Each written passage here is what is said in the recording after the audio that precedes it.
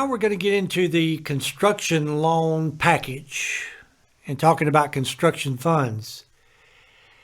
This I consider has been one of the most important parts of our entire program because I've had people that have been in the industry for years and they've come up to me and said, Tom, I've been in this business for 20 years, but I never really knew how builders would go to the bank and get the money. And they took our course for that reason, and they were able to go to the bank and get the money.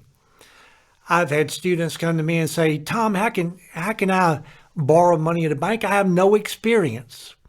Well, I want you to think about it. When I first started building, I had no experience. Every builder out there, when they got started, they had no experience. And I was not hatched out of an egg. I was not born into a builder family. My daddy wasn't rich to give me all the money I needed. And I didn't join the Army for the experience. So I had to get started somewhere, just like most builders got started. So I've had thousands and thousands of students go through our program, apply this information here, and go borrow money to build their first home without any experience. And what this is going to enable you to do is just sell yourself to the lender that you can do the job. That's all they want. They want to know you can do it. And by presenting this package properly, it's going to show them that you know what you're doing. Some of my students have been so successful, they've left the class and borrowed money to do an entire development, which is just absolutely amazing. So I'm not going to tell you can do that. And you should be able to go and get the money to build your own home. So let's talk about the construction funds that you'll be dealing with. In the construction industry, you deal with primarily two different types of money. You deal with construction money, which is considered short-term being 0 to 3 years. And you deal with permanent money, which is considered long-term being 3 to 30 years. And as a general rule, now this isn't, ironclad because your lenders have all become kind of a homogenized where they all kind of do the same thing. But as a general rule, your commercial banks are only in the short-term construction lending business.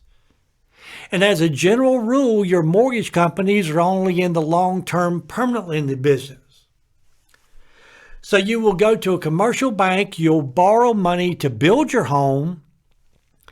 After you finish construction, you will go to a mortgage company, you'll borrow money to pay off the commercial bank, and that's the loan you'll pay for over the next 15 to 30 years, let's say. So you'll go to a commercial bank, you'll borrow money, you'll have one closing. You'll go to the mortgage company, you'll borrow money, you'll have another closing, a total of 2 closings. That is why some lenders still offer what is called a construction permanent or C&P loan. And the way the construction permanent or C&P loan is set up is they're going to give you money up front in which to build your home, and after a designated time period, depending on the lender, it will automatically convert to a permanent loan, and you only have one closing instead of 2. It used to be in building your own home, that was the best way to go, a C&P loan. But I'm telling you, some of the banks that still offer that one closing privilege, they charge so many fees to do that it may be cheaper for you to deal with a commercial bank and then deal with a mortgage company and have 2 closings. What you got to do is just line it up on paper, see what all the fees are, and then make an educated decision on what's the best way to go, which would be the cheapest. No large sum of money is ever obtained from a lender without first submitting a loan package. Putting this package together properly, submitting all filling out all the paperwork properly, submitting it to the banker properly is very, very important on your ability to get that first loan if you have never built anything before in your life. After you get the first loan, if you are successful, the banks will give you enough money to hang yourself after you get the first one. I remember years ago, we had a couple go through our program from Nashville, Tennessee, and they went back to Nashville and started a building company. And they were just doing great. And then one year, Nashville was caught in a recession, and this husband owner called me and said, Tom, I'm sitting on 5 big homes. We call them spec homes. They weren't sold. And he said, what should I do? And I asked him, I said, what in the world are you doing with 5 big spec homes, unsold homes? He said, well, the bank gave me the money. Let me tell you, it's kind of like drugs. I mean, once that money's flowing, and if you get hooked on it, builders, we're like kids in the candy store. We'll eat till we throw up. So you got to be careful with the generosity of the banks. You got to just watch that temptation and be somewhat conservative. These items are what you're going to need in your loan package, and you're going to need it complete. Your loan package will consist of a set of house plans, and the lender will probably keep those plans forevermore. Your package needs to have a current survey, current being within the last 6 months, by a licensed land surveyor. I told you earlier why I wanted you to have that survey. You're going to need a written contract with your builder if you decide to hire a builder. If you're building your own home, you do not have to have a written agreement with yourself. You need to have filled out specifications or description of material forms, which we discussed earlier, which describes the quality of material going in your home. You can see some samples of this at 24/7. You're going to need to have a cost estimate. Again, you'll see samples of this at 24/7. And regarding the cost estimate, now your cost estimate could be a book of 100 pages. What I want on the cost estimate is you'll see at 24/7 is an itemization where you're just giving totals, like you're not showing all the quantities of material. You're just showing that the framing lumber is X amount of dollars. The framing carpenter is X amount of dollars. So you just subtotal it. And in many cases, you'll be able to get this cost estimate on one page, and this is what will submit as part of your loan package. If you don't already own the land, you need to have a copy of your signed contract to purchase the property. And you will tell the lender you do not plan to purchase the property until you are approved and closed on a construction loan. Because if you can't get the construction loan, you don't want to buy the property, which makes common sense. Then you're going to need all that information contained on a personal financial statement. Again, at 24/7, we'll have a copy of a financial statement that you could use, a standard financial statement. And on your financial statement, you're going to see a list of your assets, which are your positives, and your liabilities, which are your negatives. I want you to be real positive about your positives and real low-key about your negatives. Now, don't lie. You can get in serious trouble lying on a financial statement, but there is nothing wrong with being positive. For example, your car, if you've ever seen a dealer's book from rough to cream puff. Now think of your old heap as cream puff, but don't put any more than cream puff down there. Don't lie, just be positive. Your real estate is worth anything you say it's worth. But I would like for you to base it on somewhat legitimate sales in your area, but you can choose the highest of the legitimate sales and say that is what your property is worth. Don't lie, just be positive. And don't forget all the items you got stashed around, like gold and jewelry and diamonds and stuff like this. It all adds up. A lot of these things may not help you at all on getting the loan. But one thing I've learned is they're not going to hurt you. So put everything down you can, because it may be all you need to get over that hump to get the money. Unfortunately, what banks really love is cash, or something that can be quickly converted to cash. But even though some of this stuff may not be cash, put them on your financial statement. Your liabilities, any debts you have, put them down. Your sins will find you out. Any debts to mother, dad, friend, or relative, let your conscience be your guide on whether or not you put them on your financial statement. A couple of things regarding this financial statement that hopefully you did in the beginning part of the course is I want you to get a copy of your credit report. I want you to see what the bank is going to be seeing. If there's any negatives on the credit report, I want you to contest all negatives on the credit report. The credit unions or the credit reporting companies, they'll check on what you're contesting. If they can't verify it, they'll remove it off your credit report, which will also increase your credit score. But if there's a negative there, the banker's going to see that negative, and you need to have a good logical story on why that negative is there, what happened, why it's never going to happen again. But you don't want to be surprised. A couple of things I'll mention that you will have learned in the beginning of the program by going to 24/7 is that having a bunch of credit cards is not good. Because even though you have a zero balance on those credit cards, in the eyes of the lender, you could instantly charge them to the hilt and owe that much money. You're better off only having about one or two credit cards, and all the other ones you close. And you need to specify in writing that you've requested them to be closed, and you need to wait until they show up on your credit report that they have been closed.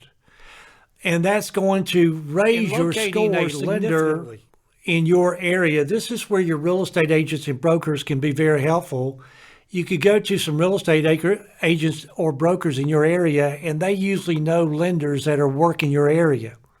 If you're out in a rural area, normally the banks in those rural areas, they are working that area. They know that area, and they're good people to deal with.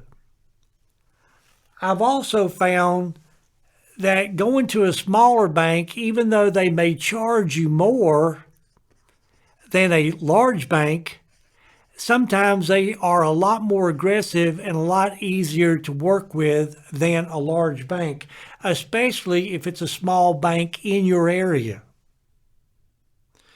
Of course, the internet is becoming a major source on locating lenders, but I still like to deal with local banks. Some tips on applying for the loan. After taking this course, if you randomly call the banks and say, are y'all loaning money to anyone to build their own home? Or are you strolling off the street? Hey, are y'all loaning money to anybody to build their own home? Or you hit them with this logic, boy, I just took this course and this guy said if I do this, if I do that, y'all loan me money to build my own home. 999 times out of 1,000, you're going to get an affirmative no. We do not loan money to anyone to build their own home, primarily no experience. Well, there is a little bit of truth in that, but the thing that I have found out over the years is that these bankers do not like tire kickers. These bankers do not like tire kickers. You've got to put this package together. You've got to get it complete. You got to have enough courage to go in there, set up an appointment with that loan officer, sit down, hand them your package, and tell them you want to borrow $250,000. And out of your clarity, you are going to get the money. However, if you go in there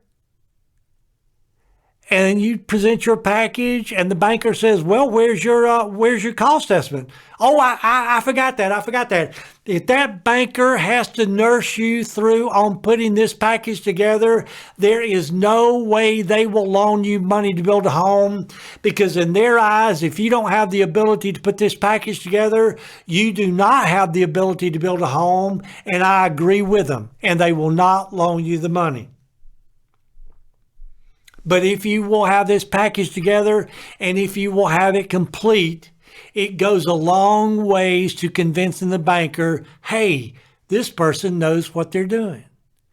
And let me tell you, in this industry, because so many builders kind of fly by the seat of their pants, it doesn't take much to impress the banker that you know what you're doing and you are organized in this process. And they love organization. They just want to know if they put money behind you, you can do it. In dealing with a banker, I want you to set up an appointment with a banker. Don't just stroll in there, because they may be tied up with somebody else. They may be gone to lunch, and your time is valuable also. So set up an appointment with the banker. And when you sit down, don't let the banker buffalo you. You know, this is the greatest thing you've ever done. You're so excited. And then the banker kind of sits over there, ho-hum, because you're just one more person between them and quitting time. They don't get excited over this. They do this all day long. If you and the banker know some people in common, you can chit-chat. If you went to the same high school, for example, that's okay. Chit-chat about that. But don't sit in there and run your mouth. If you sit in there and run your mouth, you're going to talk yourself right out of a loan. Get in, apply for the loan, and get out. And in a couple of days, they'll say you're approved or not approved. If you're approved, then in less than 30 days, you'll close on the construction loan and you can break ground and get started. And when you go into the bank, don't go in there and say, I want all you'll give me. Don't say you want 80% of the appraisal. You be very clear, very specific, and you say, I want to borrow $250,000.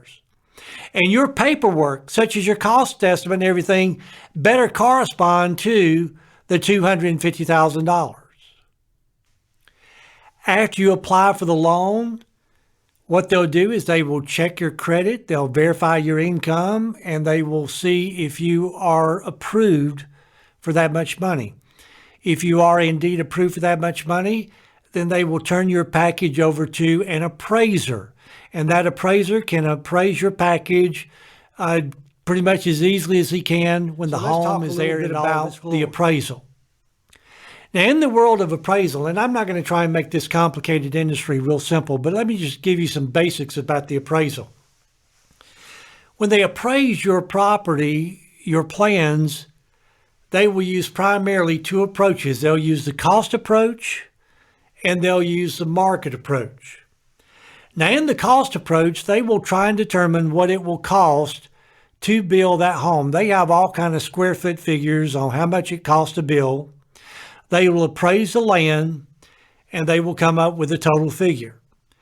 Then they're going to go out in the marketplace, and they usually try to stay within about 1.5 mile radius of where you plan to be building a home.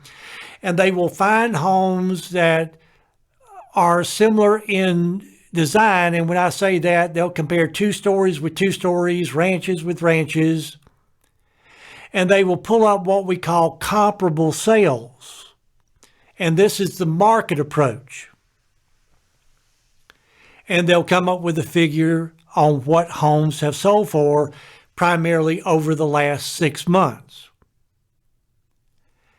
Now, the market approach, what people are willing to pay for a home, carries far more weight than the cost approach. I know we had times when I started out in Atlanta where people would move to Atlanta from the West Coast out in California, and they would sell a home for all cash, and they would move to Atlanta, and they had a pocket full of cash, and they thought our housing looked cheap, and they may buy a home regardless of the appraised value, not even conscious of what it would appraise for.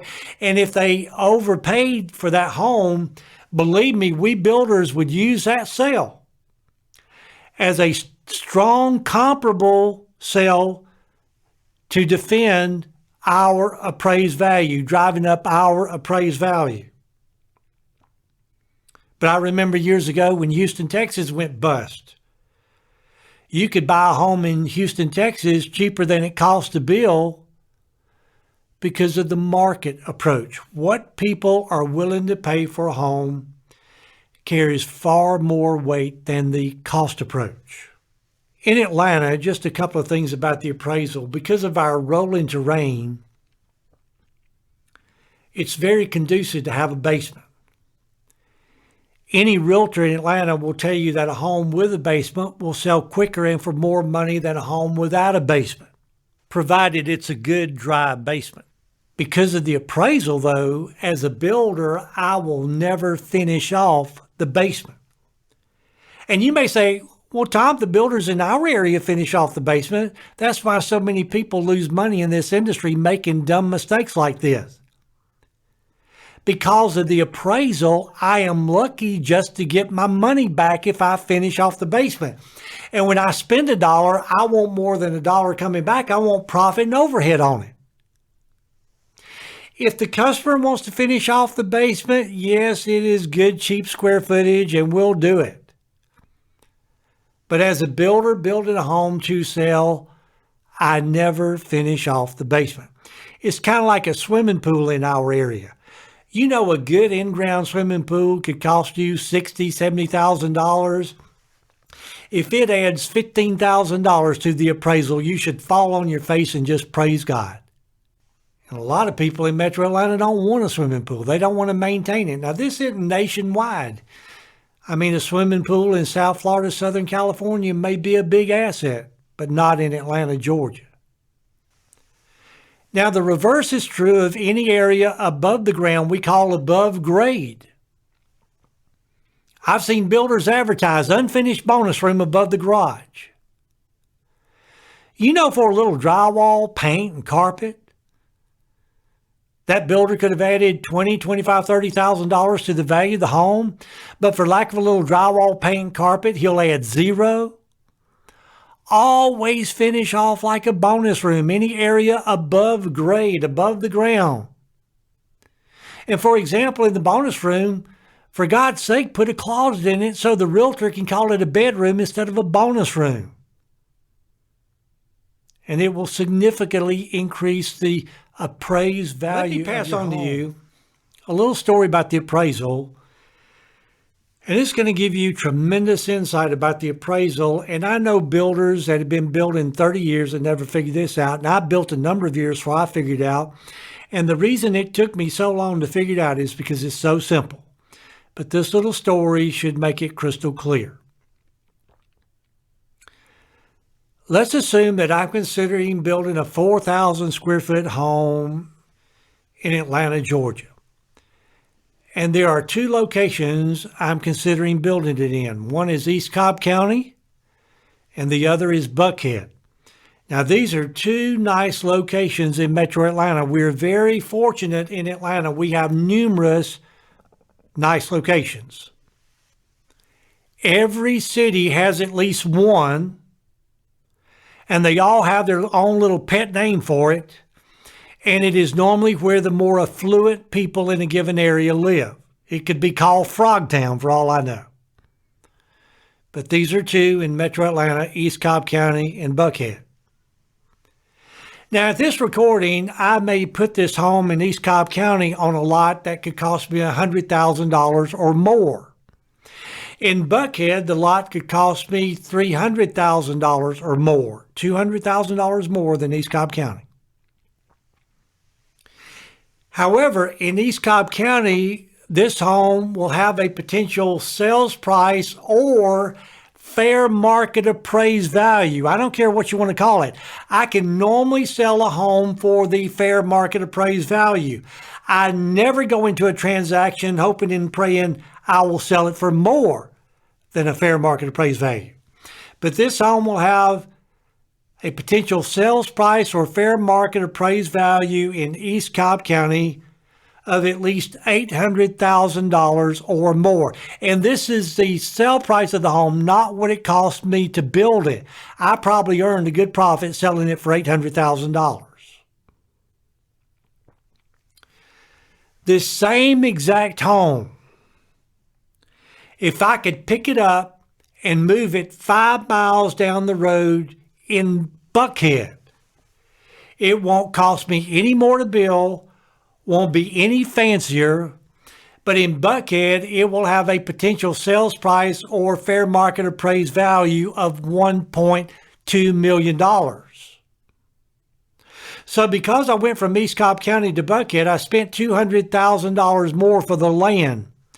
But because I went from East Cobb County to Buckhead, I increased my value from $800,000 to $1.2 million, an increase in value of $400,000, giving me, in essence, a profit increase of $200,000 for the same exact home. And you know the crazy part is that home will probably sell quicker in Buckhead than it will in East Cobb County for probably all cash money. Now, granted, you may not have $300,000 to buy a lot in Buckhead tomorrow, but I want you to understand this holds true for any price home anywhere in the world. It finally dawned on me after several years of building.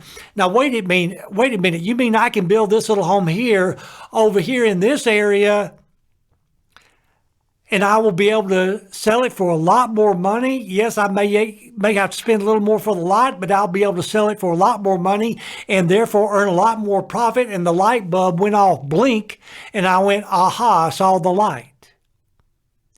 And you see these builders say, give me that cheap land, give me that money and let me get started. Well, why is that land so cheap? It could be because the appraisals are so low and they're cutting their throats and they don't even realize it.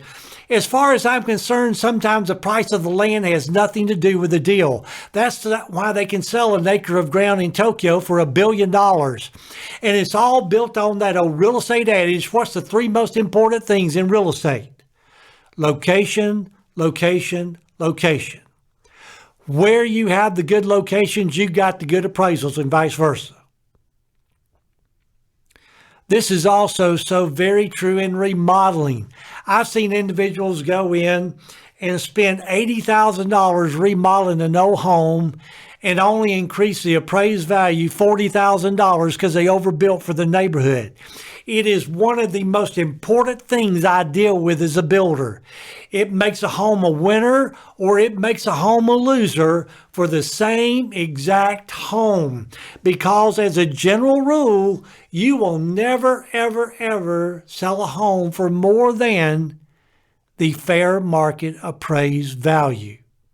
While we're talking about appraisals, I just want to mention a few things to you. In the world of appraisals, and I've had a boatload of experience here, there are 2 kinds of appraisals that we've seen. One is what we call the fair market appraised value, which is similar to the realtor's comparable sales, in that it shows what a home would sell for in a given market this red hot minute.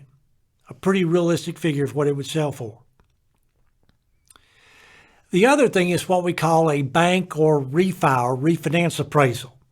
And in recent years, this has created a lot of grief, but these refi appraisals really got carried away, and a lot of people have them. And we'll see them again in the future. Don't think they're going away just because at this recording we're in a bad economic situation. They will be back. But what I found is the bank or refi appraisal is always significantly higher than a fair market appraisal. And understand the logic of this. A banker is in the business to loan money. If they don't loan money, they're out of business. Now here you come in, you're a good customer. You got a good family. You got good kids, a good dog. They want to loan, and you got good credit. And they want to loan you all the money in the world. They don't have a carte blanche. They just can't give you all the money in the world. They have to base things on an appraisal. But they can look at their appraiser and say, listen, go out there and find the highest sales possible. We want to loan this individual all the money in the world because they're a good customer. So that appraiser goes into your area and he goes into a swim, tennis, golf community and he finds all the highest sales he can to compare your home, which is not in a swim, tennis, golf community. And he says, these are comparable sales. Those are not true comparable sales, but they give this inflated value so the bank can loan you all the money in the world. So I'm telling you, I have found from experience, the bank or refi appraisal is 10 to 15 to 20% higher in every single case than a fair market appraisal. In the luxury market, you'll see it skewed more than this. You'll see a home that could only realistically sell for $800,000 appraised for $1.2, $1.4 million, which is one reason you saw a lot of mortgage fraud in that industry because it was just too easy to take advantage of that. Just a little food for thought, and you're going to be able to learn about this in other programs in the course.